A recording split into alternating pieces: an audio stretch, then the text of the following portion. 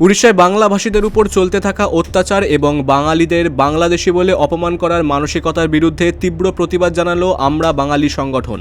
বিভিন্ন ঘটনা সামনে আসার পর ক্ষোভ ছড়িয়ে পড়ে বাঙালি সমাজের মধ্যে। আজ কলকাতার উৎকল ভবনের সামনে বিক্ষোভে সামিল হন সংগঠনের সদস্যরা। উড়িষ্যা সরকারকে কঠোর পদক্ষেপ নেওয়ার দাবি জানিয়ে সেখানে একটি স্মারকলিপি জমা দেন তারা। সংগঠনের বক্তব্য, উড়িষ্যায় বসবাসকারী বহু বাঙালি নিয়মিতভাবে বৈষম্য, কটূক্তি ও নিরাপত্তাহীনতার মুখে পড়েছেন। বাঙালি হওয়াটাই যেন অপরাধ। এই মনোভাব বরদাস্ত করা হবে না বলেই স্পষ্ট বার্তা দেন প্রতিবাদকারীরা।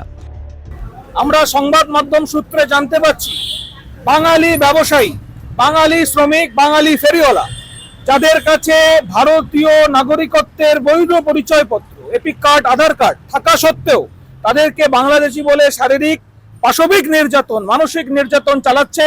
তাদেরকে বাংলাদেশি তকমা দিয়ে, বৈধ ভারতীয় বাঙালিদেরকে বাংলাদেশি তকমা দিয়ে উড়িষ্যা ছাড়া করার নিদান দিচ্ছে উড়িষ্যার কিছু স্থানীয় গুন্ডাই বলবো, স্থানীয় গুন্ডারা।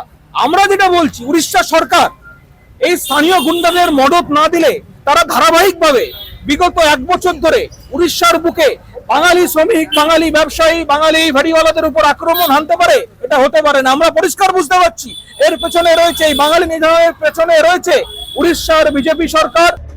কলকাতা থেকে অনিকেত পালের রিপোর্ট, বিগ নিউজ বাংলা।